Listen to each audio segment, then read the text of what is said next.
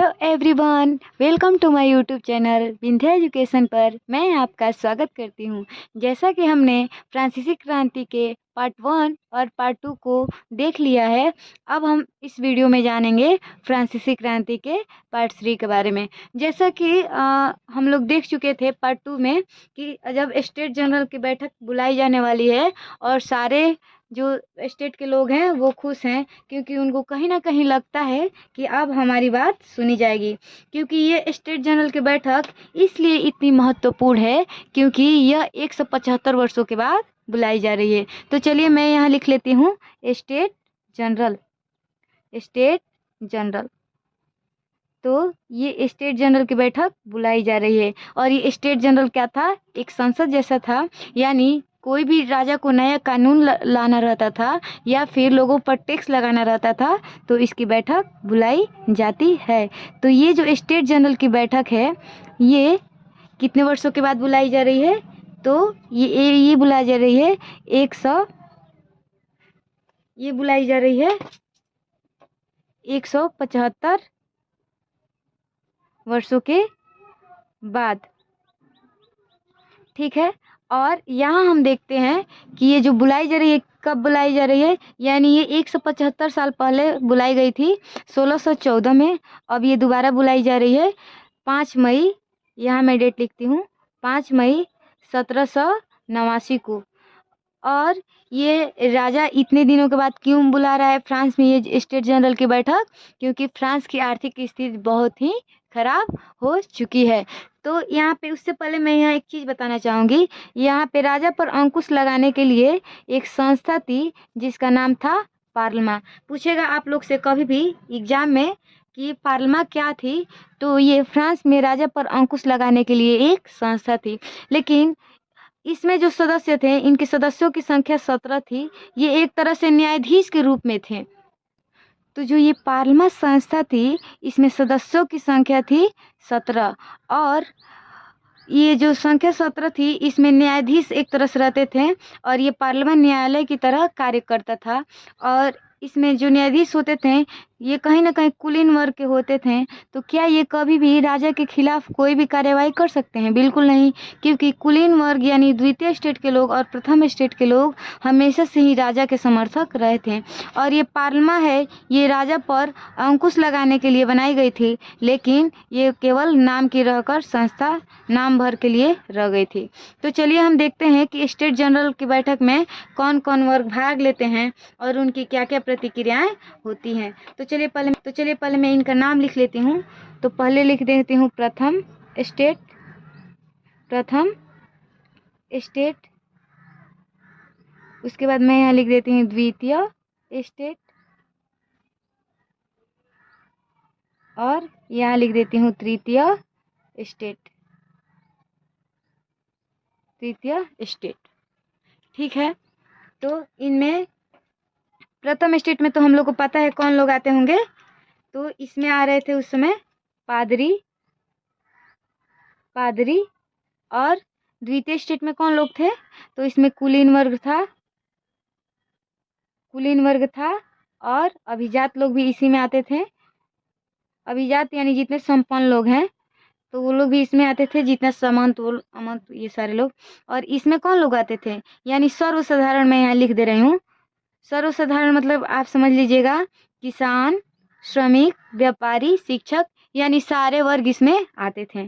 तो मैंने यहाँ डायरेक्ट लिख दिया सर्वसाधारण। यानी कहने का मतलब ये जो प्रथम स्टेट के सदस्यों की संख्या थी, इनके सदस्यों की संख्या थी 300, और जो ये द्वितीय स्टेट था इनके भी सदस्यों की संख्या थी 300, इसमें भी सदस्य थे। लेकिन जो ये तीसरा स्टेट है इनके सदस्यों की संख्या थी 600, क्योंकि ये लोग संख्या में बहुत ज़्यादा थे। पूरे फ्रांस में 90% संख्या इन्हीं लोग की थी। तो जब भी राजा का कोई प्रस्ताव लाता था, जब स्टेट जनरल की बैठक होती थी, तो उसमें ये 300 हर राजा ऐसा नियम लाया था कि हर स्टेट से केवल 300 ही वोट आएंगे, यानी प्रथम स्टेट से 300 ही वोट जाएंगे, यानी इसमें सभी सदस्य भाग लेंगे। द्वितीय स्टेट से भी 300 सदस्य वोट देते थे और इसमें सभी सदस्य भाग लेते थे। लेकिन ये तीसरा स्टेट था, इसको 600 वोट देने की अनुमति नहीं थी, ये केवल तृतीय स्टेट से 300 ही वोट दे सकता था। तो कहीं ना कहीं ये जो तीसरा वर्ग है, इसको जितने सदस्य हैं उनकी भागीदारी नहीं हो पा रही है। तो जब राजा तृतीय स्टेट पर फिर से कर लगाने की बात करता है, तो ये लोग तृतीय स्टेट के लोग राजा की बात का विरोध करते हैं कि हम लोग जितना इसमें सदस्य हैं उतना लोग मतदान करेंगे, यानी पर पर्सन पर पर्सन आइए पर वोट हम लोग देंगे, यानी हर व्यक्ति अपना मत देगा। ये अगर राजा इनकी बात नहीं माना तो ये लोग क्या किए, इस स्टेट जनरल की बैठक से उठकर बाहर निकल के आ गए, यानी इन लोग को लगा कि हमारे हित की बात इस स्टेट जनरल में हो ही नहीं रही है, इसलिए लोग वहां से निकल कर आ गए बाहर। अब ये क्या करेंगे, अब इनका नेतृत्व करेगा, तीसरे स्टेट के जनरल के लोग थे, इनका नेतृत्व करने लगे मिराबियो, या मैं ब्लू पेन से लिखती हूँ, मिराबियो और एक व्यक्ति था जिसका नाम था आबे सीए। ये जो मिराबियो और आबे सीए आप लोग को दिख रहे हैं, ये दो व्यक्ति, ये तृतीय स्टेट के नौकर, प्रथम और द्वितीय स्टेट के कुलीन और ये जो पादरी थे इनसे संबंधित ये वर्ग थे। इनको कहीं ना कहीं इस तीसरे साधारण से सहानुभूति थी कि तृतीय स्टेट के साथ क्या हो रहा है, गलत हो रहा है। इन लोगों ने तृतीय स्टेट का नेतृत्व किया और कहा कि हम आप लोग का मतलब आप लोग का नेतृत्व करेंगे और आप लोग जो भी निर्णय लेंगे उसका समर्थन करेंगे। तो इस प्रकार तृतीय स्टेट के लोग स्टेट जनरल की बैठक से उठकर बाहर आ गए और इस प्रकार उन्होंने अलग सभा करने का सोचा। लेकिन ये लोग जहाँ सभा करने जाने वाले थे तृतीय स्टेट के लोग, वहाँ पे जो राजा के जो सेना थी वहाँ पर पहरा दे रहे थे कि हम आप लोग को सभा करने नहीं देंगे। उसी के बाद ये लोग क्या कर लेते हैं, अपने जो समूह रहता है उसको नाम देते हैं नेशनल असेंबली, यानी स्टेट जनरल अब इनके लिए कुछ भी नहीं है। अब ये लोग जो समूह बनाए हैं उसका नाम देते हैं ये लोग नेशनल असेंबली। और ये नेशनल असेंबली का गठन होता है 20 जून 1789, यानी कहीं ना कहीं राजा इनकी बात इनके पक्ष में बात नहीं किया, तो ये लोग अपना से एक असेंबली बना लिए जिसका नाम था नेशनल असेंबली। और ये तृतीय स्टेट का नेतृत्व कौन कर रहा है, मिराबे और आबेसीए, जो कि प्रथम और द्वितीय स्टेट से संबंधित थे और ये मध्यम वर्गीय थे। ठीक है, उसके बाद हम लोग चलते हैं, जब ये नेशनल असेंबली का गठन होता है और ये लोग जब राजा की सेना इनको सभा करने नहीं देती है, तो वहीं पर एक था टेनिस कोर्ट, वहीं पे क्या था, टेनिस खेलने वाला मैदान था। ये लोग टेनिस कोर्ट में पहुंचकर और टेनिस के कोर्ट में पहुंचकर ये लोग वहीं पर शपथ लेते हैं कि हम अब क्या करेंगे, राजा की निरंकुशता का अंत करेंगे। वहीं से ये लोग क्या करते हैं, सबसे बड़ा राजा की निरंकुशता का प्रतीक था उसका बास्तिल दुर्ग, यानी फ्रांस में जो बास्तिल ये दुर्ग है, बास्तिल दुर्ग, ये किस चीज़ का प्रतीक है, राजा की निरंकुशता का ये प्रतीक है। ठीक है, तो सबसे पहले लोग इसको ध्वस्त करेंगे, निरंकुशता का ये प्रतीक था बास्तिल दुर्ग। तो ये बास्तिल दुर्ग का पतन कब करेंगे ये लोग, 14 जुलाई 1789 को, यानी ये डेट बहुत इंपॉर्टेंट है, ये बहुत बार एग्जाम में पूछता है कि 14 जुलाई, यानी फ्रांस अपना स्वतंत्रता दिवस कब मनाता है, 14 जुलाई 1789 को। स्वतंत्रता दिवस इसलिए नहीं मनाता है कि इसको दूसरे देश से आज़ादी मिली, ये राजा की जो निरंकुशता थी इससे वहाँ के लोगों को क्या मिली, आज़ादी मिली। और ये जो तृतीय स्टेट के लोग थे ये केवल 600 सदस्य ही नहीं थे, क्योंकि जनसाधारण में तो बहुत सारे लोग आते थे, उन सब ने मिलकर इस बास्तिल दुर्ग की ओर बढ़कर और इसका क्या किया, इसको ध्वस्त कर दिया। राजा के सैनिक इसकी रक्षा करने के लिए आए लेकिन इसकी रक्षा नहीं कर सके। और इस बास्तिल दुर्ग में उस समय लगभग 7 कैदी गिरफ्तार थे। उस समय बास्तिल दुर्ग में कितने कैदी गिरफ्तार थे, 7 कैदी, जो कि राजा की राजा की निरंकुशता का प्रतीक था और ये 7 व्यक्ति कभी न कभी राजा के विरोध में गए होंगे। तो इस प्रकार हम देखते हैं कि 14 जुलाई 1789 को जनसाधारण ने क्या किया, राजा के इस बास्तिल दुर्ग को ध्वस्त कर दिया। इसके बाद हम देखते हैं लुई 16वां को इन जनसाधारण के सामने क्या करना पड़ा, घुटना टेकना पड़ा। और ये लोग क्या करेंगे, अब ये जो मिराबियो और आबेसिये हैं ये मध्यम वर्गीय हैं, तो ये लोग अब करेंगे संवैधानिक राजतंत्र की स्थापना। यानी अभी भी राजा कौन रहेगा, लुई 16वां ही रहेगा, ठीक है, लेकिन वो अब अपनी मनमानी नहीं कर सकता है, क्योंकि अब वो किसके द्वारा काम करेगा, संविधान के द्वारा काम करेगा। यानी राजतंत्र रहेगा लेकिन उसमें कोई भी व्यक्ति अपनी मनमानी नहीं कर सकता है। इसलिए लुई 16वां ही राजा रहा, लेकिन उसकी निरंकुशता पूर्ण रूप से खत्म हो गई। ये जब बास्तिल दुर्ग का पतन हुआ तो इसके बाद से हम लोग देखते हैं 27 अगस्त 1789 को मानव और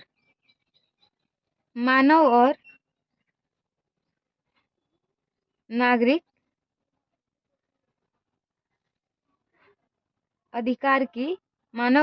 अधिकार की स्वतंत्रता की घोषणा की जाती है। यानी सभी व्यक्ति क्या हैं, अब स्वतंत्र हैं अपने किसी भी अधिकार को लेकर। तो इस प्रकार हम देखते हैं कि फ्रांसीसी क्रांति की शुरुआत कब से होती है, 14 जुलाई 1789 को। अब ये जो फ्रांसीसी क्रांति होती है, कहानी यहीं तक ख़त्म नहीं होती है कि नेशनल असेंबली ने शपथ लिया और बास्तिल दुर्ग का जाकर पतन कर दिया। कहानी यहाँ से शुरू होगी, क्योंकि हम जब फ्रांसीसी क्रांति शुरू किए होंगे पढ़ना तो हमें लगता होगा कि फ्रांसीसी क्रांति में हम लोग पढ़ेंगे कि फ्रांसीसी क्रांति के क्या क्या कारण रहे होंगे, उसके बाद जान लेंगे कि ये क्रांति कैसे हो गया। लेकिन इस कहानी में बात कुछ और है, क्योंकि अब यहीं से कहानी देखिए कितना अच्छा टर्न लेती है। जो ये आबेसिये और मिराबियो थे ये कहीं ना कहीं किस वर्ग से आते थे, मध्यम वर्ग से। देखिए समाज में तीन वर्ग होता है, एक उच्च वर्ग होता है और एक मध्यम वर्ग होता है और तीसरा जनसाधारण यानी निम्न वर्ग होता है। जो उच्च वर्ग होता है उसके पास कहीं ना कहीं बहुत संपत्ति होता है, अधिकार होता है, यानी वो समाज में उसकी ऊंच स्थिति होती है। जो ये मध्यम वर्ग होता है, न ये पूर्ण रूप से निम्न वर्ग रहेगा और न ये पूर्ण रूप से उच्च वर्ग रहेगा, तो इसकी स्थिति बीच की रहती है। तो जो ये मिराबी और आबेसिये थे ये क्या करते हैं, ये इधर हम बांट देते हैं इन लोग को। संवैधानिक राजतंत्र की स्थापना होगी तो यहाँ हम इसका टाइम देखेंगे 1789 से, यानी जब लुई 16वां की निरंकुशता समाप्त होगी 1792 तक ये संवैधानिक राजतंत्र खत्म करेगा। हमसे ये भी पूछेगा कि फ्रांस का जो संविधान है वो कब बनकर तैयार हुआ था, तो 1791 में ये जो फ्रांस का संविधान है वो बनकर तैयार हुआ था। तो ये बहुत इम्पोर्टेंट सब डेट है, वो सब हमें ध्यान रखना पड़ेगा। तो यानी फ्रांस का संविधान कब बना, 1791 में, और इस प्रकार संवैधानिक राजतंत्र की स्थापना हो जाती है। तो इसका टाइम इसलिए 1789 से माना जा रहा है क्योंकि उस समय लुई 16वां की निरंकुशता का अंत हो गया और उस समय से संविधान बनने की प्रक्रिया शुरू हुई और वो बनकर 1791 में तैयार हो जाती है। और जैसे ही कुछ टाइम तक ये संवैधानिक राजतंत्र चलता है, इसके बाद इस कहानी में नया मोड़ आ जाता है। तो चलिए, जब इस संवैधानिक राजतंत्र की स्थापना होगी तो ये सदन जो बनाएगा वो एक सदनीय होगा। ये सदन कैसा होगा, एक सदनीय होगा। यानी हम लोग देखते हैं कि ये जो संसद हम लोग के यहाँ है, संसद, ये हम दो सदनीय देखते हैं कि नहीं, एक लोकसभा एक राज्यसभा, लेकिन फ्रांस में ऐसा नहीं था। ये जो फ्रांस का जो विधानमंडल बना वो कैसा था, एक सदनीय था। तो ये जो यानी विधान बनाने वाली जो संस्था थी वो एक सदनीय थी। और इसमें क्या किया गया, ये कि जो फ्रांस में ये मध्यम वर्ग ने अपना अलग ही कहानी शुरू कर दिया, क्योंकि मध्यम वर्ग ने कुछ ऐसा कंडीशन ला दिया, क्योंकि ये मिराबे और मतलब का सोचना था कि अभी हमें शासन में निम्न वर्ग के लोगों को शामिल नहीं करना चाहिए, इसमें जो एकदम संपन्न लोग हैं वही शासन में भागीदारी निभाएं। फिर से कहानी वही हो रही है। तो देखिए, ये लोग जब भी कोई भी नियम और कानून बनता था तो उसमें मत देने की बारी आती थी या फिर विधानमंडल में किसी सदस्य को चुनने की बारी आती थी, तो उसमें केवल उसमें सदस्यों को दो भागों में बांट दिया गया था। एक उसमें सदस्य थे सक्रिय नागरिक और दूसरे थे उसमें निष्क्रिय नागरिक। तो मैं यहाँ लिख देती हूँ निष्क्रिय नागरिक, ठीक है, निष्क्रिय नागरिक। और यहाँ मैं लिख देती हूँ सक्रिय नागरिक। अब जानते हैं कि निष्क्रिय नागरिक कौन थे और सक्रिय नागरिक कौन थे। तो यहाँ ध्यान दीजिएगा आप लोग, जिस व्यक्ति की आयु 25 वर्ष से अधिक हो वही इसमें मतदान कर सकते थे। यानी संविधान बनाने में मतलब संविधान के निर्माण में जो प्रक्रिया थी उसमें मतदान करना हो, चाहे कोई भी नियम कानून बनाना हो, तो उसमें 25 वर्ष के जो व्यक्ति थे वो उसमें मतदान कर सकते थे। तो ये आप लोग को लगता होगा कि ये कौन सी बड़ी बात है, लेकिन इसके बाद भी कंडीशन है। और जो व्यक्ति फ्रांस में लगभग 3 दिन की मजदूरी देने की, मतलब डेली वो जितना कार्य करते हैं वो 3 दिन की मजदूरी देने की क्षमता हो, वही व्यक्ति इसमें भाग ले सकता है। तो इस प्रकार कहीं ना कहीं जो एक तरह से संपन्न लोग होंगे, जो डेली कमाते होंगे, मतलब एक तरह से उनके पास ज़्यादा थोड़ी बहुत हैसियत रहेगी, वही लोग इसमें भाग, मतलब वो सक्रिय नागरिक हो सकते थे। यानी कितने दिन की मजदूरी? 3 दिन की उन्हें कर भी बोल सकते हैं, 3 दिन का कर या उन्हें मजदूरी देने में वो सक्षम हो, तभी वो सक्रिय नागरिक हो सकते हैं। अब निष्क्रिय नागरिक में कौन कौन थे? सोच लीजिए, जिसकी आयु 25 वर्ष से क्या हो, कम हो, वो निष्क्रिय नागरिक है। महिलाओं को भी उस समय मतदान का अधिकार नहीं था, तो महिलाएं भी इसमें क्या हैं, महिलाओं को भी निष्क्रिय माना गया, ठीक है। तो इस प्रकार, और बच्चे तो कैसे भी इसमें शामिल नहीं हो सकते हैं। और वैसे लोग जो 3 दिन की मजदूरी देने में सक्षम नहीं हो, तो वो लोग भी इसमें भाग नहीं ले सकते थे, यानी वो निष्क्रिय नागरिक थे बिना किसी काम के। तो बताइए, फ्रांस में जितना लोग वैसा संपन्न होंगे वही लोग इस सक्रिय नागरिकता निभा सकते थे, और बाकी लोग ऐसे ही बैठकर देखते रहेंगे। क्या आपने ये पक्ष में कभी भी कोई बात रख सकेंगे? बिल्कुल नहीं रख सकते हैं। तो संवैधानिक राजतंत्र की स्थापना होती है, लेकिन इसमें सारा बागडोर मध्यम वर्ग के हाथ में रह जाता है। इसमें निम्न वर्गीयों की हालत वैसे ही वैसे रह जाती है। तो चलिए हम इसको आगे देखते हैं। जब ये विधानमंडल बना, यानी संवैधानिक राजतंत्र में जब ये विधानमंडल बना, तो इसमें हम देखें कि मत देने के अधिकार को अलग अलग वर्गों में विभाजित कर दिया गया। यानी कुछ लोगों को सक्रिय नागरिक बना दिया गया और कुछ लोगों को क्या बना दिया गया, निष्क्रिय नागरिक। यानी सोचिए, कोई भी विधि निर्माण होगा तो क्या इसमें ये निष्क्रिय नागरिक भाग ले सकेंगे? बिल्कुल नहीं, केवल उसमें सक्रिय नागरिक ही भाग ले सकते थे। तो इसी में हम देखते थे सक्रिय नागरिक में ज़्यादा कौन आएगा, मध्यम वर्गीय आते थे। और क्योंकि मध्यम वर्ग बिल्कुल नहीं चाहता था कि शासन निम्न वर्गीय लोगों के हाथ में जाए। देखिए कहानी कहाँ से शुरू हुई थी। हम लोग फ्रांस की क्रांति पढ़ रहे थे कि सब लोग राजा की निरंकुशता और अयोग्यता और आर्थिक स्थिति से परेशान हैं, तो लोगों को लगता था कि बस राजा सही से शासन करे तो सब अच्छा हो जाए। लेकिन कहानी यहाँ दूसरी ही शुरू हो गई। फ्रांस की क्रांति के बावजूद भी वहाँ समस्याएं बनी रही। तो देखिए क्या क्या इसमें कहानी में मोड़ आता है। तो ये मध्यम वर्ग नहीं चाहता था कि कभी भी निम्न वर्ग इसमें सहभागिता अपनी निभाए और इसमें अपना अधिकार मांगे। तो इस प्रकार बताइए, क्या ये निष्क्रिय लोग चुप बैठेंगे? इनकी भी संख्या कम नहीं है, समाज में इनकी भी संख्या बहुत ज़्यादा है। तो इसी निष्क्रिय लोगों में, यानी निम्न वर्गीय लोगों का एक अलग से समूह उभर कर आएगा, जिसको हम लोग देखेंगे। ये 2 समूह में उभर कर आएगा। एक का नाम होगा जीरोन दस्तों और एक का नाम होगा, जो ग्रुप हमारे सामने आएगा, उसका नाम होगा जैकोबियन दल, या फिर इसको जैकोबियन क्लब भी कहा जाता था। जैकोबियन, मैं यहाँ दल ही लिख रही हूँ। तो एक तरफ था जीरोन दस्तों दल और एक तरफ था जैकोबियन दल। और ये किनके द्वारा है, किनके द्वारा ये सब बनाया जा रहा है? जो निष्क्रिय नागरिक हैं। कहीं ना कहीं संविधान तो बना है, लेकिन ये संविधान इनके लिए नहीं बना है। यानी इनकी कोई भी संविधान में इन निष्क्रिय नागरिकों की कोई सहभागिता नहीं है। तो जैकोबिन दल का जो हेड था उसका नाम था ब्रिंसो। क्या नाम है उसका नाम? ब्रिंसो। और जो ये जैकोबियन दल का हेड है उसका नाम है रॉबस्पियर। यही रॉबस्पियर आगे चलकर आतंक का राज फैलाएगा। तो ये है रॉबस्पियर। तो यहाँ हम देखते हैं कि ये दोनों निम्न वर्गीय है। ये दोनों दल कैसा है? ये दोनों दल है निम्न वर्गीय, यानी एक तरह निष्क्रिय लोगों का ये दल है। तो मैं यहाँ लिख देती हूँ निम्न वर्गीय।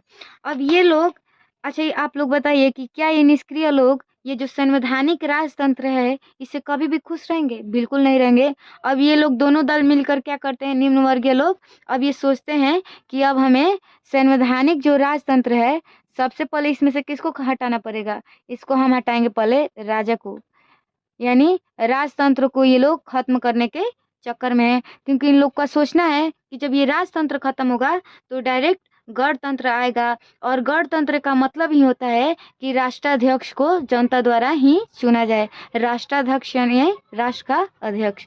तो इस प्रकार इन लोग का मानना है कि सबसे पहले हम राजा को क्या करें, अपने रास्ते से हटाएं और इस प्रकार गणतंत्र लाएं।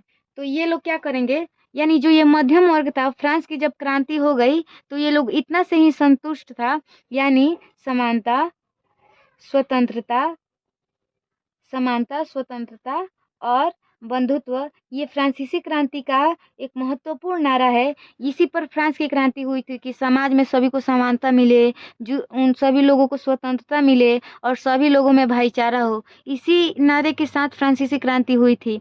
और जब ये क्रांति हुई तो लुई 16वां की निरंकुशता तो बिल्कुल अंत हो गया, लेकिन क्या ये मध्यम वर्ग स्वयं इन लोग के साथ समानता का व्यवहार कर सका? बिल्कुल नहीं। तो फिर भी कहानी यहाँ रुकने वाली नहीं थी। उसके बाद जब ये निष्क्रिय लोग यानी निम्न वर्गीय लोग एक्टिव होंगे तो ये कुछ कुछ दलों में अपनी मीटिंग करेंगे कि कैसे हम अपने अधिकारों को मांगे, कैसे हमें समानता जैसी चीज़ें प्राप्त हों। तो इसी में दो दल बनता है, एक होता है जीरोनदोस्तों और दूसरा का नाम होता है जैकोबियन दल।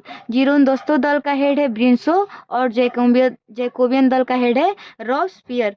रॉबस्पियर के कुछ सहयोगी भी थे, उनमें से एक का नाम है दांते और दूसरा का नाम है हर्बर्ट, यानी ये हो गए इनके सहयोगी।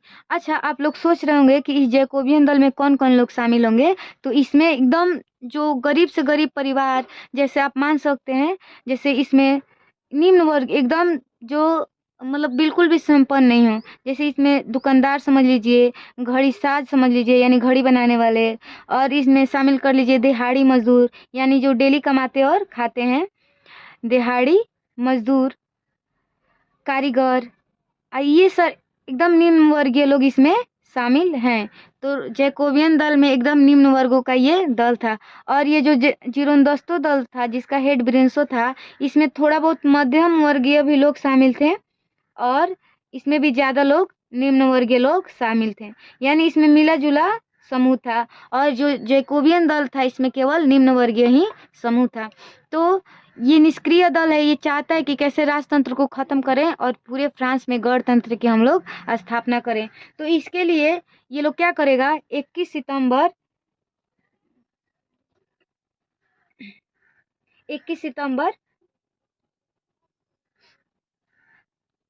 1992 को ये लोग गणतंत्र की घोषणा करेगा।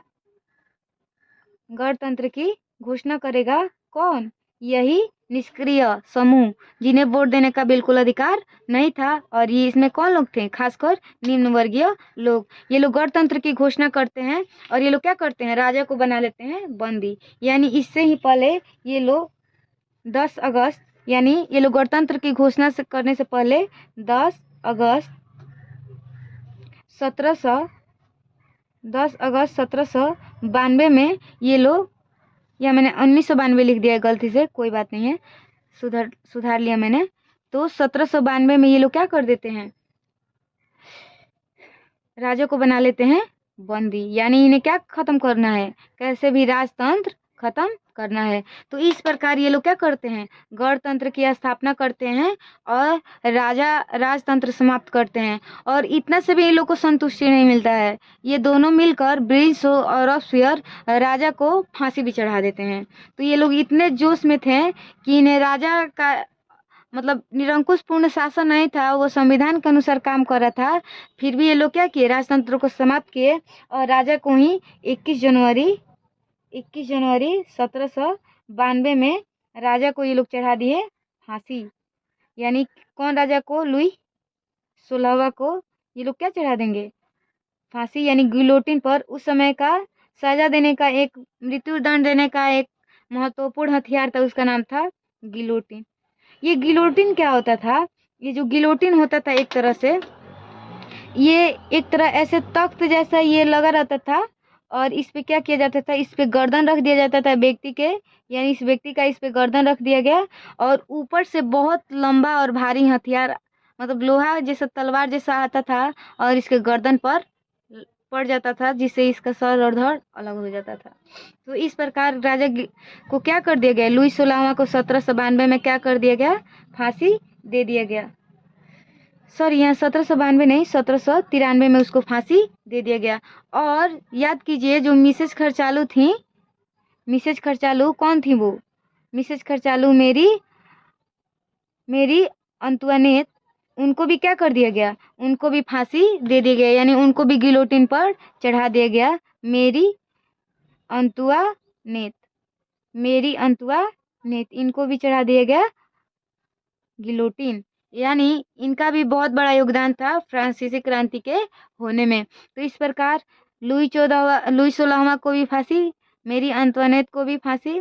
तो इस तरह से पूरा राजतंत्र की क्या हो गई? समाप्ति। अब स्थापना किसकी होगी? उग्र गणतंत्र की। यानी 21 सितंबर 1792 में ये लोग गणतंत्र की घोषणा कर देते हैं। उसके बाद हम लोग देखते हैं कि ये रॉबस्पियर जो है, रॉबस्पियर अब ये करेगा बड़े बड़े कांड। ठीक है, ये रॉबस्पियर था। जब इन दोनों ने मिलकर राजतंत्र को समाप्त कर दिया तो ब्रिंसो रॉबस्पियर को बता रहा है कि हमने बहुत सही किया है, अब हमें आगे भी कुछ करना है। तो रॉबस्पियर क्या करता है? ब्रिंसो को ही रास्ते से हटा देता है, क्योंकि ब्रिंसो बार बार रॉबस्पियर को सलाह दे रहा था कि ये करना चाहिए, ये नहीं करना चाहिए। इसलिए रॉबस्पियर ही क्या करता है? इस जीरोनदस्तो दल के हेड को, ब्रिंसो को ही मार देता है। उसके बाद जो ये रॉबस्पियर के सहयोगी थे, दांते और हर्बर्ट, ये लोग भी इसके सलाहकार थे। ये लोग भी रॉबस्पियर को बताते थे कि ये डिसीजन लीजिए, ये डिसीजन नहीं लीजिए। इन दोनों को भी मरवा देते हैं रॉबस्पियर। यानी जो ये रॉबस्पियर है, ये एक तरह से किसी का भी नहीं होगा और बढ़ जाएगा ये अकेले फ्रांस में शासन करने के लिए। यही अपना स्थापित करेगा आतंक का राज। कौन सा राज स्थापित करेगा? आतंक का राज, आतंक का राज। यानी यहाँ जो मैंने जैकोबियन दल लिखा है, ये बहुत मोस्ट इम्पोर्टेंट है, क्योंकि भारत में उस समय शासन कर रहे थे टीपू सुल्तान। टीपू सुल्तान वे फ्रांस की क्रांति से इतने ज़्यादा प्रभावित हैं कि टीपू सुल्तान ने जैकोबियन दल की सदस्यता ग्रहण कर ली और यहाँ से समानता, स्वतंत्रता और बंधुत्व का नारा वहाँ पर भी लोगों को बहुत ज़्यादा, मतलब वहाँ लोगों को उत्साहित और लोगों में एक भावना जगाने का, क्योंकि उस समय भी अंग्रेज वहाँ पे शासन कर रहे थे कि नहीं, तो उन्होंने इस का नारे को वहाँ के लोगों को जागरूक करने में प्रयोग किया। और ये जो जैकोबियन दल की सदस्यता ग्रहण किए और उन्होंने इस फ्रांसीसी क्रांति के स्वतंत्रता का वृक्ष वहाँ लगाया। स्वतंत्रता का वृक्ष मतलब उसके प्रतीक के रूप में। ऐसे कोई वृक्ष थोड़ी होता है कि ले जाकर लगा देंगे, मतलब उस प्रतीक के रूप में वहाँ इसको लगाया। और ये जो टीपू सुल्तान थे उस समय मैसूर के शासक थे। तो ठीक है, तो एग्जाम में पूछेगा कि वो कौन सा भारतीय राजा था जिसने फ्रांसीसी क्रांति के बाद जैकोबियन दल की सदस्यता ग्रहण की थी, तो हमारा आंसर क्या होगा? टीपू सुल्तान। तो ये भी बहुत मोस्ट इम्पोर्टेंट है। उसके बाद रॉबस्पियर क्या स्थापित करेगा? अपना आतंक का राज। और इसका आतंक का राज का जो समय है, उसका समय है 1793 से लेकर 94 तक। यानी 1-1.5 साल में लोगों को एकदम उत्पात मचा के रख देगा लोगों पर। तो ये जो आतंक का राज पूछेगा किसने स्थापित किया था, तो रॉबस्पियर। रॉबस्पियर कुछ सही काम भी करता है, लेकिन ये इतना कठोर नीति अपनाता है कि लोग इससे खुद परेशान हो जाते हैं। तो देखिए, ये जो रॉबस्पियर है क्या करेगा? ये सबसे पहले जो स्टेट जनरल था, नेशनल असेंबली था, ये स्टेट जनरल के बाद ही ना नेशनल असेंबली बना था। ये जो नेशनल असेंबली था, नेशनल असेंबली, इसको ये क्या करता है? इसके जगह पर ये नाम बदल के रख देता है नेशनल असेंबली का नाम बदल कर देता है कन्वेंशन। तो सबसे बड़ा परिवर्तन इसने ये किया कि नेशनल असेंबली का नाम बदल कर क्या कर दिया, कन्वेंशन कर दिया। इसके बाद ये क्या करेगा, गुलामी प्रथा को भी समाप्त करेगा। गुलामी प्रथा पर भी ये रोक लगाएगा, यानी इसको समाप्त करेगा। ठीक है, उसके बाद ये क्या करेगा, उत्तराधिकार का भी पद समाप्त करेगा, यानी किसी का बेटा कोई शासक या राजा या कोई अधिकारी नहीं बन सकता था। एक तरह से ये वंशानुगत चीजों पर क्या किया, रोक लगाया, यानी उत्तराधिकार का पद भी क्या किया, इसने समाप्त किया। उसके बाद हम देखते हैं कि इसके समय एक नया कैलेंडर भी जारी होता है। 22 सितंबर 1792 में ये एक कैलेंडर भी जारी करता है, फ्रांस का नया कैलेंडर जारी होता है। और इसका आतंक इतना मतलब घातक था कि रॉबस्पियर के समय, जो कि इसने केवल 14 मंथ में यानी 14 महीनों में लगभग 17,000 लोगों को फांसी पर लटकाया था, गिलोटिन चढ़ाया था। अब सोच लीजिए इसका आतंक, यानी जो भी रॉबस्पियर के कार्यों में हस्तक्षेप करता था या फिर उसको बताने जाता था कि जो तुम कर रहे हो वो गलत है या फिर ऐसे नहीं ऐसा होना चाहिए, उनको ये क्या चढ़ाता था, गिलोटिन पर चढ़ा देता था। तो इस प्रकार इसने पूरे मतलब क्या बोलते हैं, फ्रांस में एक तरह आतंक का राज स्थापित किया। अब सोचिए 14 महीनों में 17,000 लोगों को फांसी देना कोई आम बात होता है, बिल्कुल नहीं। तो ये रॉबस्पियर का जो आतंक था, वो इसकी इतनी कठोर नीतियां इसको ही लेकर डूब मरेगी। जो ये खुद एक तरह से संवैधानिक राजतंत्र से ये निम्न वर्गीय लोगों का नेतृत्व कर रहा था, जब इसके हाथों में पूरा कंट्रोलिंग पावर आया तो ये खुद ही लोगों पर क्या करने लगा, अन्याय करने लगा। तो कोई भी अन्याय करे उसका अंत तो होना ही है। तो चलिए हम रॉबस्पियर के हिंसात्मक जो कार्रवाई है उसको देखते हैं। इस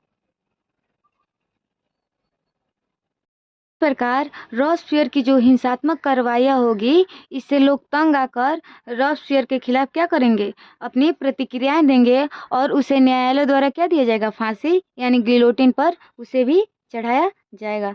तो यहाँ हम देख लेते हैं रॉबस्पियर का की हिंसात्मक कार्रवाई। इसके हिंसात्मक कार्रवाइयों की वजह से रॉबस्पियर को क्या होगा, फांसी दिया जाएगा। ठीक है, और ये फांसी कब दिया जाएगा,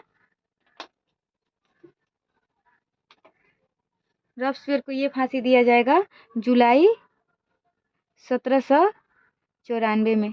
ठीक है, जैसे ये रॉबस्पियर था, ये जब था तो इसने फ्रांस में कुछ जैसे ये शब्द है मंस्यूर और एक शब्द था मदान।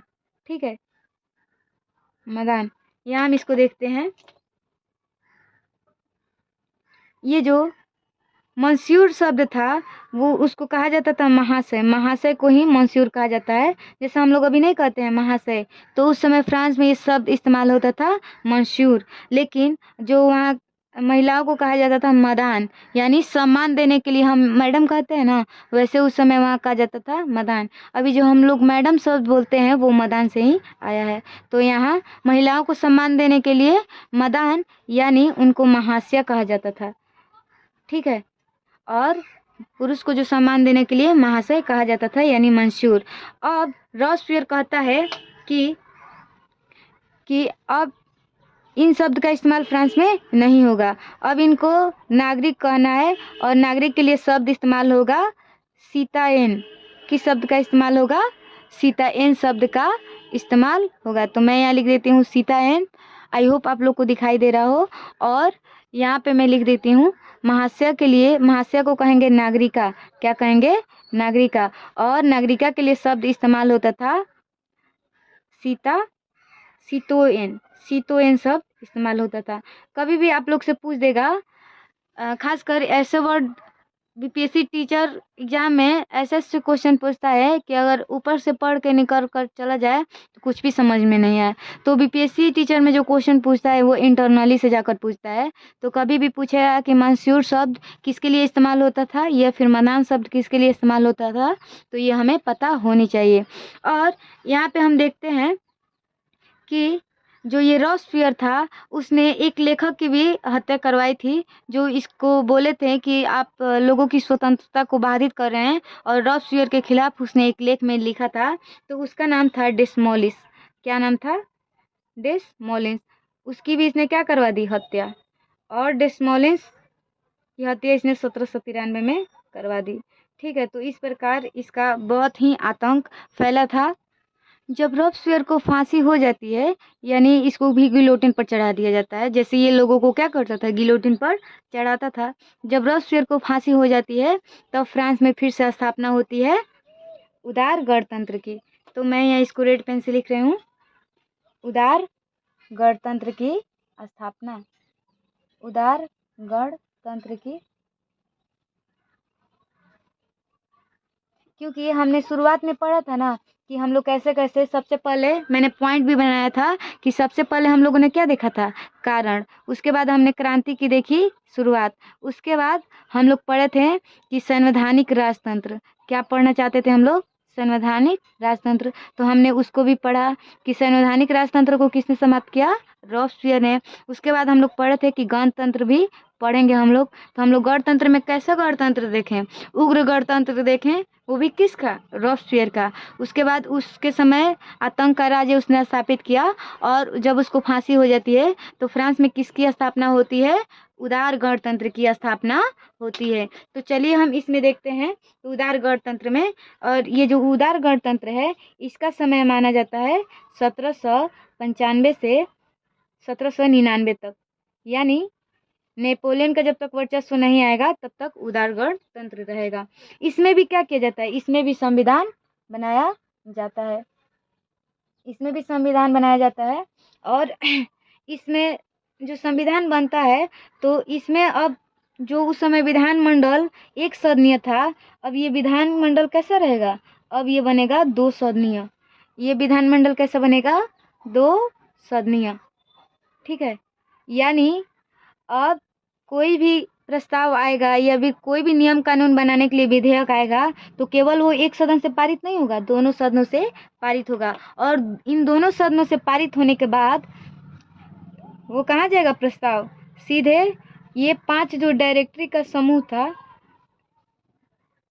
इस डायरेक्टरी का, यानी पूरा शासन डायरेक्टरी देख रहा था। अगर दोनों सदनों से कोई प्रस्ताव पारित हो जाता था तो उस प्रस्ताव यानी विधेयक पर कौन साइन करता था? यही डायरेक्टरी के सदस्य साइन करते थे। अगर इसमें से 5 में से एक भी डायरेक्टर अगर इसमें ना कर दे तो उस चीज़ को पारित नहीं किया जा सकता था।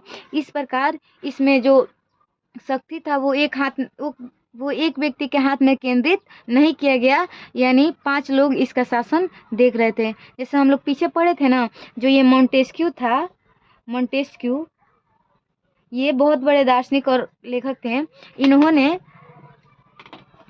इन्होंने शक्ति का पृथक्करण का सिद्धांत दिया था। शक्ति का पृथक्करण का सिद्धांत, यानी इनके कहने का मतलब था कि कभी भी कार्यपालिका, न्यायिका और विधायिका एक जगह केंद्रित नहीं होनी चाहिए, वो तीनों अलग अलग संस्थाओं के हाथ में होनी चाहिए। क्योंकि जब शक्ति एक जगह केंद्रित हो जाती है तो कहीं ना कहीं वो व्यक्ति उस चीज़ का निरंकुश होकर फायदा उठाने लगता है। और इनकी एक महत्वपूर्ण पुस्तक भी थी, स्पिरिट ऑफ द लॉज, यानी विधि की आत्मा। तो ये आप लोग जरूर याद रखिएगा। ये कई बार प्रश्न मोंटेस्क्यू वाला, पता ना जितना बार बीपीएससी के एग्जाम पूछा है टीचर वाला, उसमें बहुतों बार ये प्रश्न पूछ चुका है। और फ्रांसीसी क्रांति से कहीं से भी इंटरनली से वो क्वेश्चन पूछता है। हालांकि ये जो वर्ल्ड हिस्ट्री से बिहार दरोगा में भी इससे बहुत सारा क्वेश्चन रहता है, तो आप लोग जो भी पढ़ें ध्यान से पढ़ें। तो जब हम देखते हैं कि फ्रांस में अब उदार गणतंत्र की स्थापना हो गई है, किसके बाद? उग्र गणतंत्र के बाद। तो अब शासन कौन देख रहा है? ये 5 डायरेक्टरी सदस्यों का समूह है जो इस संविधान के द्वारा इस शासन को संभाल रहा है। अब यहीं से एंट्री होगी किसकी? तो नेपोलियन बोनापार्ट की। तो मैं यहाँ उनका नाम लिख देती हूँ, नेपोलियन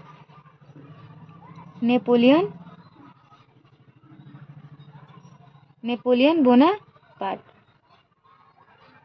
नेपोलियन बोनापार्ट, ये जो नेपोलियन बोनापार्ट हैं, ये इनका जन्म 15 अगस्त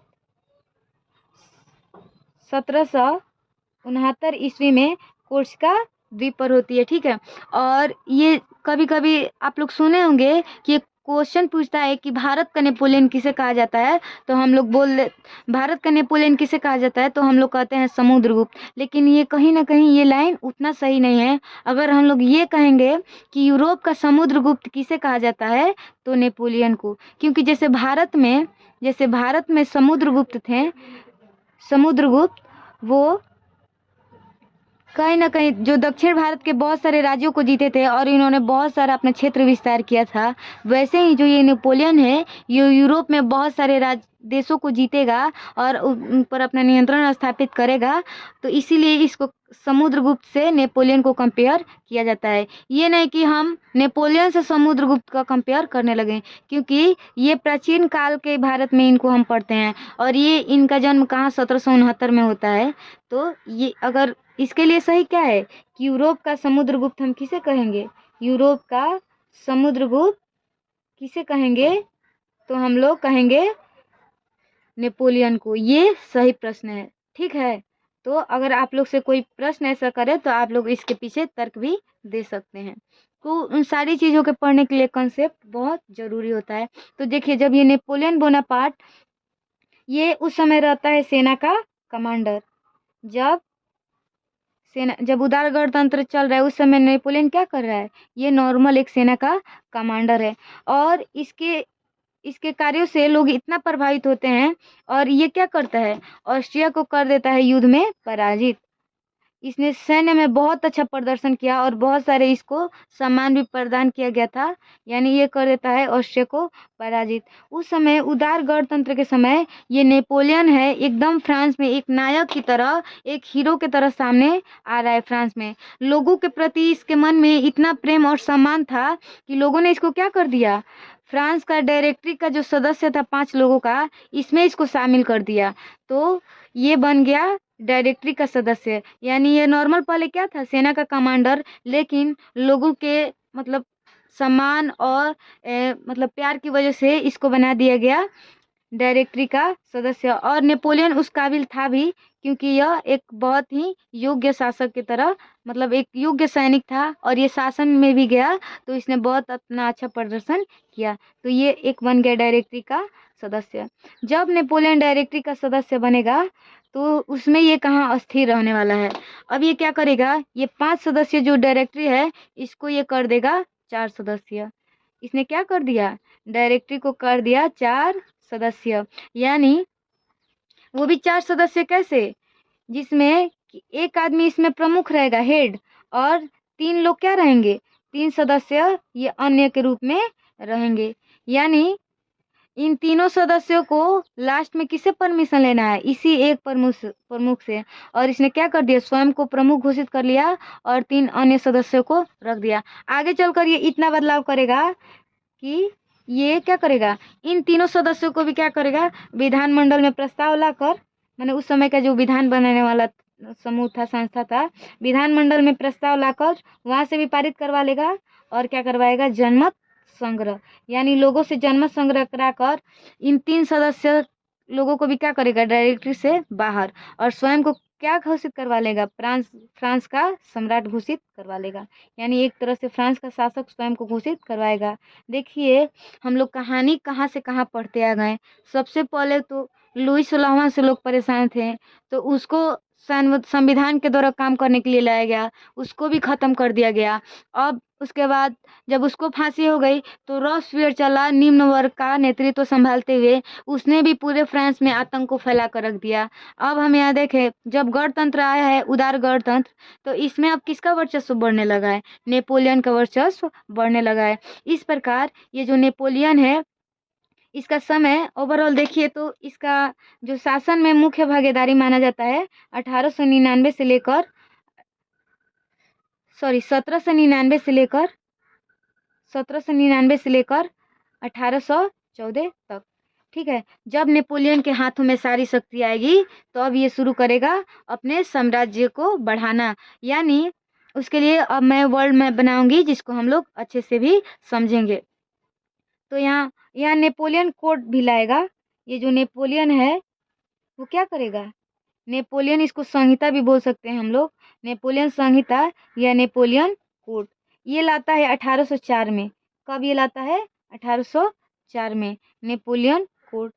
इसमें कुछ अपने अच्छे कार्य भी किए थे, सुधार भी किए थे। चलिए हम थोड़ा उन चीज़ों को देख लेते हैं पॉइंट वाइज। जैसे इसने क्या किया था नेपोलियन कोड में या फिर नेपोलियन संहिता में, नेपोलियन ने सबसे पहले देश के आर्थिक सुधारों पर ध्यान दिया। देश के आर्थिक सुधार किया, आर्थिक सुधार किया और इसने 40 देशों पर विजय प्राप्त की थी। 40 देशों पर विजय प्राप्त की। ये कैसे विजय प्राप्त की हम लोग मैप के थ्रू अभी समझेंगे। उसके बाद इसने क्या किया, फ्रांस में सड़क, रेल निर्माण में ध्यान दिया। यानी ये भी कहीं ना कहीं अर्थव्यवस्था को सही करने के लिए सड़क का सही होना जरूरी है। रेल मार्ग का भी इसने विस्तार किया। उसके बाद हम लोग देखते हैं ये क्या करेगा। ये 1800 ईस्वी में, 1800 ईस्वी में बैंक ऑफ फ्रांस की स्थापना करेगा। बैंक ऑफ फ्रांस की स्थापना करेगा। उसके बाद ये उद्योगों को बढ़ावा देगा, उद्योगों को भी बढ़ावा देगा और स्वदेशी चीज़ों को भी क्या करेगा, नेपोलियन बढ़ावा देगा। ये सारी बातें हम लोग किस चीज़ में पढ़ रहे हैं, इस नेपोलियन संहिता या नेपोलियन कोड में। यानी जब ये नया कानून ये अपना लाया है तो किन किन चीज़ों पर ध्यान दिया है, यानी ये स्वदेशी को भी क्या करेगा, बढ़ावा देगा। उसके बाद हम लोग देखते हैं कि नेपोलियन समानता, राष्ट्रीयता को बढ़ावा दिया। यानी अपने देश में क्या किया, समानता को भी लाया और राष्ट्रीयता को भी बढ़ावा दिया। यानी अपना राष्ट्र क्या होना चाहिए, सबसे ऊपर होना चाहिए। और इसने सैन्य को भी क्या किया, बहुत ज़्यादा सैन्य शक्ति को भी बढ़ाया। यानी सैन्य को भी क्या दिया, इसने बढ़ावा दिया। तो इस प्रकार बताइए नेपोलियन डेवलप करेगा कि नहीं। और इसने महिलाओं के लिए तो कुछ खास नहीं किया, क्योंकि इसका मानना था कि ईश्वर ने क्या किया है, महिलाओं और पुरुषों को अलग इसलिए बनाया है क्योंकि इन दोनों का क्या है, कार्य क्षेत्र अलग है और महिलाएं कभी भी पुरुषों जितना मतलब आगे नहीं कुछ कर सकती हैं। और इसने सबसे पहले ये किया नेपोलियन ने कि जो फ्रांस में विशेषाधिकार था, विशेषाधिकार उसको भी इसने क्या किया, समाप्त किया। यानी कोई भी विशेषाधिकार नहीं। और इसने सामंतवाद को भी क्या किया, इसने सामंतवाद को भी समाप्त किया। सामंतवाद ये होता है, यानी ये भू सामंत होते हैं। पहले राजा के तरफ से इनको कुछ भूमि दे दिया जाता था और उनका सारा देख रेख, वहाँ से टैक्स वसूल कर राजा को देना है, ये सारे काम ये सामंत करते थे। तो ये सामंतवाद भी इसने समाप्त किया। बुर्जुआ वर्ग की ओर ये ज़्यादा ध्यान दिया। बुर्जुआ वर्ग का मतलब होता है यानी मध्यम वर्ग, और नेपोलियन भी खुद क्या था, एक मध्यम वर्गीय परिवार से ही था। तो इसने मध्यम वर्ग को क्या किया, सहयोग किया। तो इस प्रकार नेपोलियन के ये जो संहिता थे, नेपोलियन कोड 1804 में जो ये आया था, इसने भी फ्रांस में बहुत सुधार किए। अब इसके बाद हम देखते हैं कि कैसे नेपोलियन ने अपने इतने सारे देशों को जीता था। तो चलिए, तो हम नेपोलियन के विजय को देखने के लिए सबसे पहले हम यहाँ छोटा सा एक वर्ल्ड का मैप ड्रॉ कर लेते हैं, जिससे हमें समझने में क्या हो, आसानी हो। तो चलिए मैं यहाँ बना लेती हूँ छोटा सा एक वर्ल्ड का मैप, रफली ही बनाऊंगी।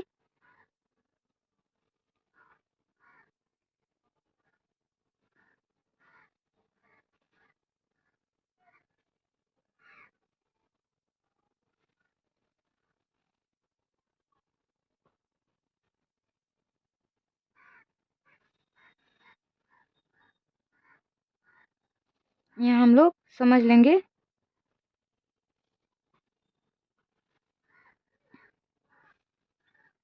उसके बाद मैं यहाँ अफ्रीका बना लेती हूँ। हालांकि ये दक्षिण अमेरिका थोड़ा छोटा बन गया, बट कोई बात नहीं, अभी हमें इससे काम नहीं है। यहाँ हम बना लेंगे अफ्रीका वाला ये हिस्सा, और ये हमारा हो जाएगा यहाँ से होते हुए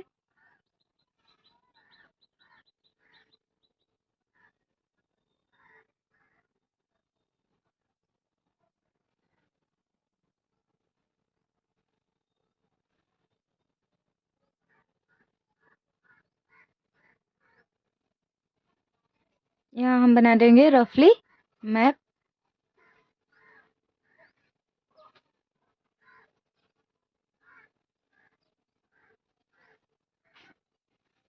और ये हमारा हिस्सा ऐसे होते हुए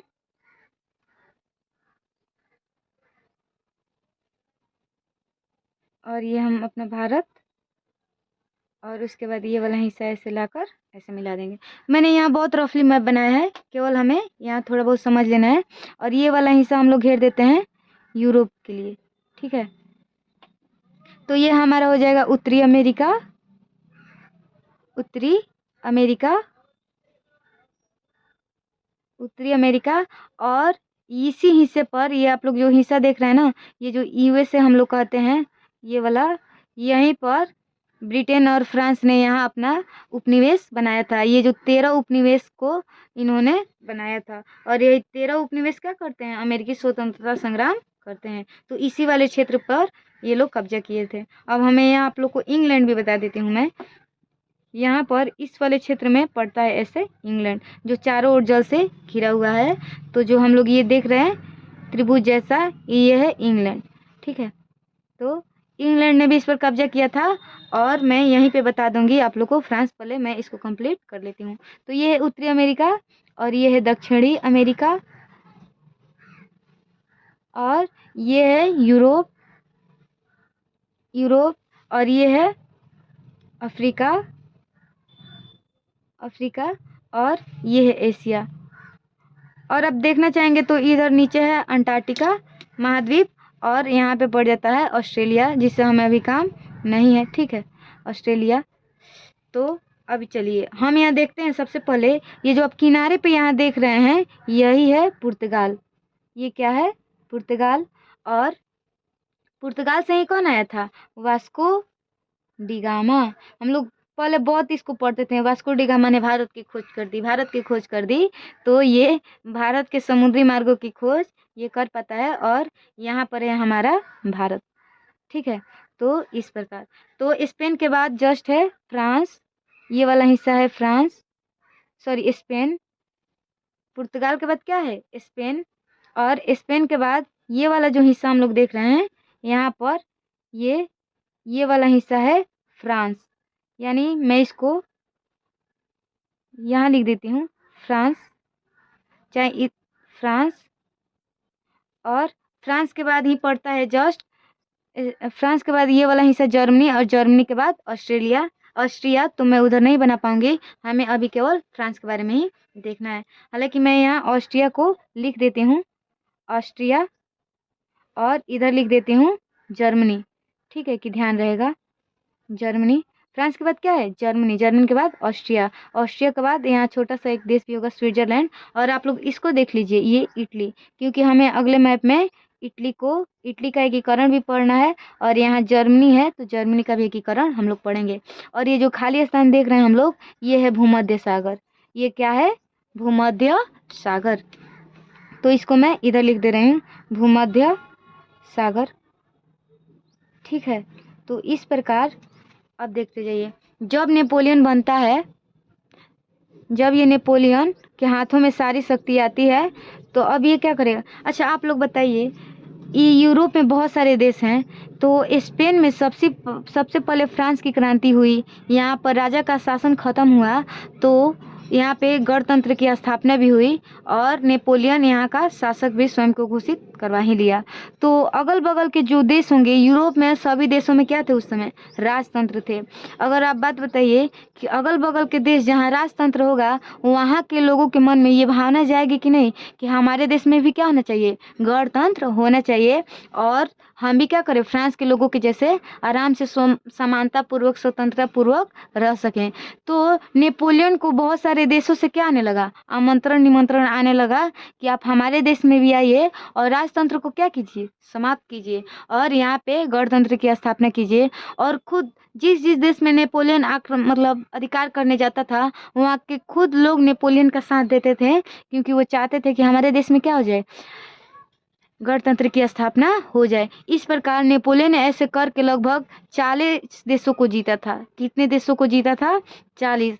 इतना देशों पर नियंत्रण बनाने के बाद भी नेपोलियन मतलब आराम से नहीं बैठा। अब यहाँ स्पेन पर भी इसने क्या किया? स्पेन पर भी इसने आक्रमण किया और स्पेन को हराकर वहाँ पे अपने भाई को शासक बनाया। और हम लोग देखते हैं कि 1800 यहाँ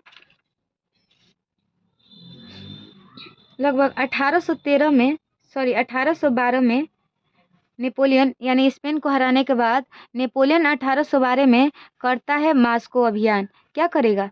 मॉस्को अभियान।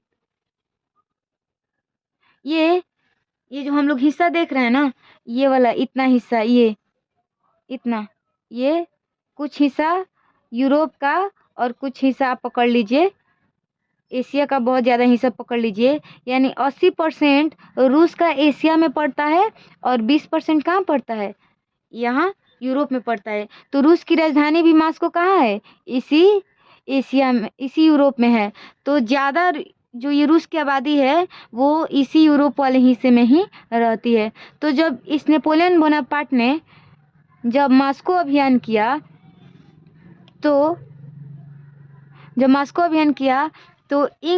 तो यहाँ के जो शासक थे उस समय रूस में रोमनो वंश चल रहा था। कौन सा वंश चल रहा था? रोमनो वंश। तो उससे पहले हम एक और बात जान लेते हैं कि ये जो नेपोलियन था उसका ये जो इंग्लैंड था, कहीं ना कहीं दोनों में कंपटीशन चलता था, दुश्मनी कि क्योंकि एक तरह से नेपोलियन ने सारे देशों को जीत लिया था और वो इंग्लैंड को नहीं जीत पाया था। क्योंकि इंग्लैंड हम लोग देख रहे हैं चारों ओर जल से घिरा है और इंग्लैंड की जो नौसेना थी वो बहुत ही मजबूत थी और इसलिए नेपोलियन इंग्लैंड को नहीं जीत सका। इसलिए उसने कहाँ अभियान किया था? मॉस्को अभियान। इसने जो ये नेपोलियन है इसने इंग्लैंड को आर्थिक स्थिति से कमज़ोर करने के लिए इंग्लैंड का जहाँ जिस देश से व्यापार होता था उन सारे देशों पर क्या लगा दिया था? प्रतिबंध कि अगर कोई भी इंग्लैंड से व्यापार करेगा तो उसे मुझसे युद्ध करना पड़ेगा। तो इसको कहा जाता है महाद्वीपीय यहाँ हम देखते हैं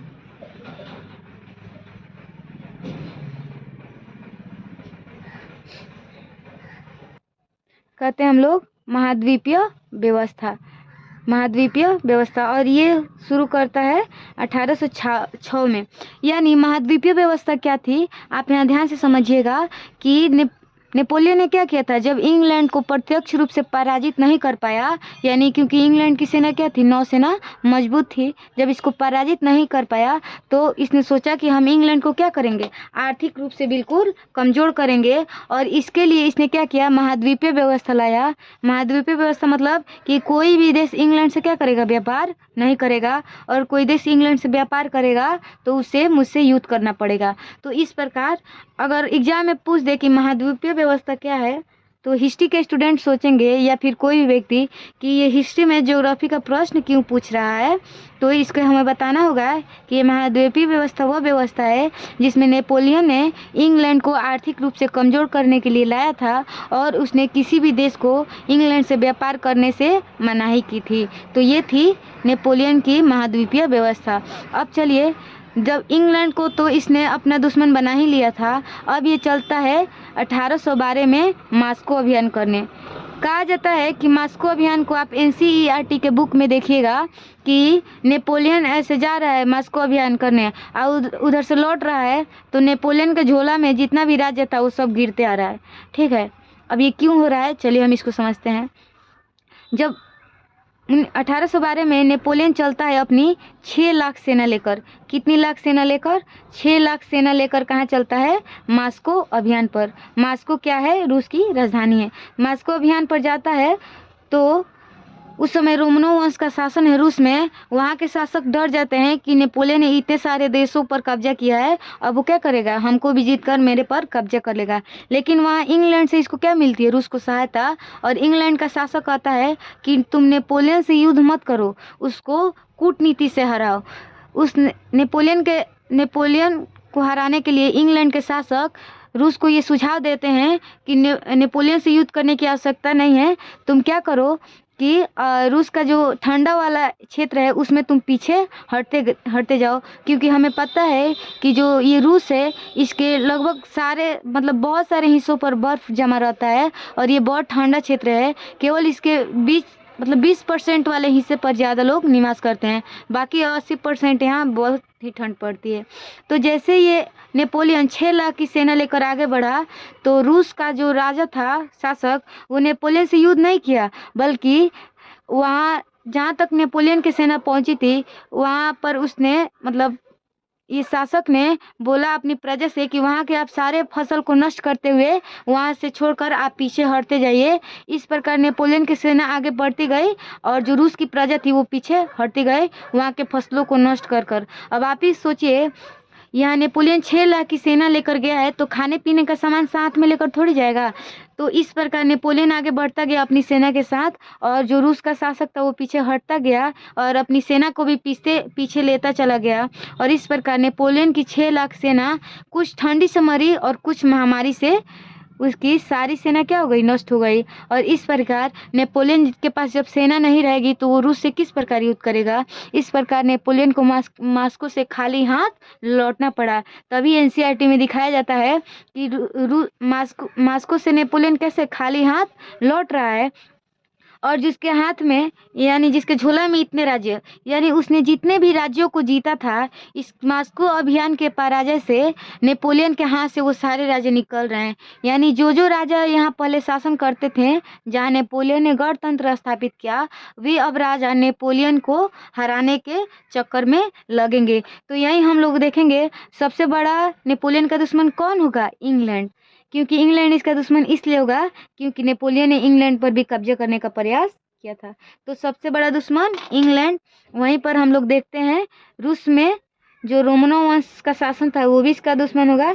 तो हम यहाँ इंग्लैंड लिख लिए, रूस भी लिख लिए और हमने पिछले मतलब पेज पर देखा था कि ऑस्ट्रिया को भी इसने पराजित कर वहाँ अपने शासन स्थापित किया। तो हम यहाँ लिख लेते हैं ऑस्ट्रिया, ठीक है। तो इस प्रकार रूस, इंग्लैंड और ऑस्ट्रिया ये तीनों मिलकर क्या करेंगे, अब नेपोलियन के खिलाफ ये लोग मतलब एक युद्ध करेंगे। उस युद्ध का नाम होगा लिपजिंग का युद्ध।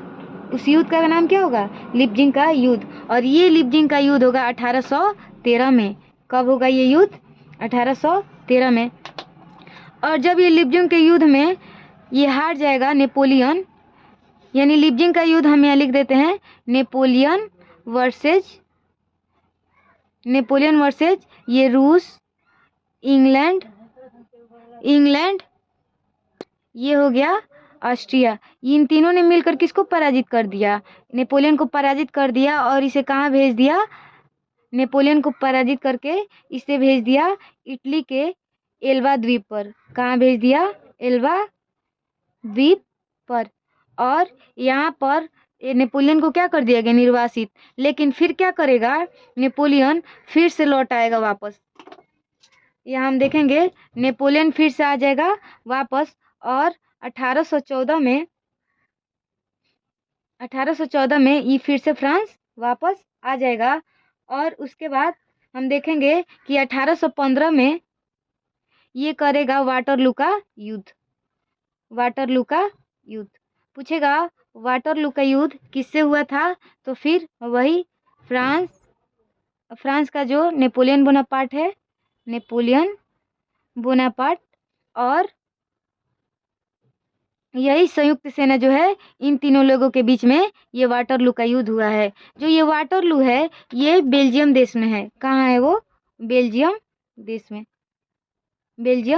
में। और जैसे भारत में लड़ाई के लिए पानीपत का मैदान हरियाणा में है जो वो फेमस है, वैसे ही बेल्जियम में यानी यूरोप का अखाड़ा कहा जाता है इस बेल्जियम में वाटरलू को, ठीक है। तो ये लड़ाई के लिए ही जाना जाता है वाटरलू का मैदान। और यहीं पर वाटरलू का युद्ध हुआ। इसमें नेपोलियन को क्या कर दिया गया, पराजित, और उसे बंदी बनाकर भेज दिया गया सेंट हेलेना द्वीप पर। कहाँ भेज दिया गया, सेंट हेलेना द्वीप पर, ठीक है। इस प्रकार नेपोलियन वहाँ बंदी रहकर वहाँ पे क्या हो गई, इसकी मृत्यु हो जाती है। तो इस प्रकार नेपोलियन की ये कहानी कि कैसे उसने राष्ट्रवाद को और सारे एक बात समझ लीजिए, जो राष्ट्र गणतंत्र का स्वाद चख लेगा वहाँ फिर से वो राजतंत्र आने को स्वीकारेगा? बिल्कुल नहीं। जैसे ही नेपोलियन ने इन सारे जगहों पर गणतंत्र को फैलाया, अब वो जो देश थे, भले ये लोग ऑस्ट्रिया का जो मेटरनिक होगा, चाहे ये रोमनो वंश, यहाँ के लोग, यहाँ के राजा भले शासन करना चाहें, लेकिन यहाँ की जनता अब गणतंत्र को महसूस कर चुकी है, इसलिए ये कभी भी राजतंत्र का विरोध करने के लिए, जिसमें हम लोग देखेंगे कि इटली का भी एकीकरण होगा, जर्मनी का एकीकरण होगा, यूरोप में राष्ट्रवाद की भावना का कैसे प्रचार प्रसार होगा, ये हम लोग यूरोप के राष्ट्रवाद में भी हम लोग देखेंगे। तो इस प्रकार 1815 में ही होता है वियना सम्मेलन। 1815 में क्या होता है? वियना सम्मेलन। इसको वियना कांग्रेस भी कहा जाता है। और इस वियना सम्मेलन की अध्यक्षता करते हैं ऑस्ट्रिया के, यानी ये जो वियना जगह है ये ऑस्ट्रिया में ही है, ऑस्ट्रिया की राजधानी है। तो ये ऑस्ट्रिया में सम्मेलन होता है, ऑस्ट्रिया के वियना में, और इसकी अध्यक्षता करते हैं ऑस्ट्रिया के जो चांसलर होते हैं, चांसलर, उनका नाम होता है मेटरनिक। तो इसकी अध्यक्षता करते हैं। और जितना जगह पर नेपोलियन ने गणतंत्र फैलाया था, फिर से वहाँ राजतंत्र स्थापित करेंगे। ठीक है, तो इस प्रकार हम अगले वीडियो में देखेंगे यूरोप में राष्ट्रवाद, और वहीं से नेपोलियन को तो यहाँ मृत्यु हो गई। अब यहाँ से हम लोग वियना कांग्रेस से राष्ट्रवाद के, यूरोप में राष्ट्रवाद को विस्तार पूर्वक पढ़ेंगे। देखिए तो कैसे हमने फ्रांस की क्रांति से ये सफ़र की शुरुआत किया था, और देखिए इतने सारे चरण को पार करते हुए हम लोग यूरोप में राष्ट्रवाद के पॉइंट पर आ गए। तो ये जो वर्ल्ड हिस्ट्री है कहीं ना कहीं एक दूसरे घटना से कनेक्टेड है। अगर हम लोग केवल, मैं चाहती तो आप लोग को केवल फ्रांस की क्रांति पढ़ाकर और वहीं तक जहाँ निरंकुश राजा का निरंकुश शासन खत्म हुआ वहाँ पर भी मैं रोक सकती थी, लेकिन मैंने इसको डिटेल से बताने का प्रयास किया जितना मैं बता सकती थी। और इतना ही नहीं कि ये सारी कहानी इतने में ही है, लेकिन हम इस वीडियो को 3 पार्ट में इतना ही बता पाएँ, लेकिन समझने के लिए काफ़ी है। एग्जाम में जो क्वेश्चन बनते हैं इन्हीं सारी चीज़ों से बनते हैं। तो आप लोग लॉन्ग वीडियो देखकर बिल्कुल घबराइएगा नहीं। थोड़ा सा अगर हमें चीज़ों को गहराई में जानना है तो हमें समय ज़रूर देना पड़ेगा, क्योंकि समय जब हम किसी चीज़ को देते हैं तो वो समझने में हमें सही रहता है। तो चलिए इसी वीडियो के साथ ये हम अपना लास्ट वीडियो, मतलब फ्रांसीसी क्रांति का पार्ट 3 ख़त्म करते हैं। अब जो मेरा अगला वीडियो होगा वो होगा यूरोप में राष्ट्रवाद। और ये जो वीडियो है वो 9th क्लास के बच्चों के लिए जितना इम्पोर्टेंट है, 10th क्लास यानी जो भी बच्चे कंपटीशन की तैयारी करते हो, जिनमें वर्ल्ड हिस्ट्री पूछता हो, उनके लिए मोस्ट इम्पोर्टेंट है। चाहे वो बिहार दरोगा हो, चाहे वो BPSC टीचर हो, तो उन बच्चों के लिए ये, उन स्टूडेंट के लिए ये बहुत ही महत्वपूर्ण है। तो चलिए इसी के साथ हम इस वीडियो को यहीं रोकते हैं। तब तक के लिए धन्यवाद।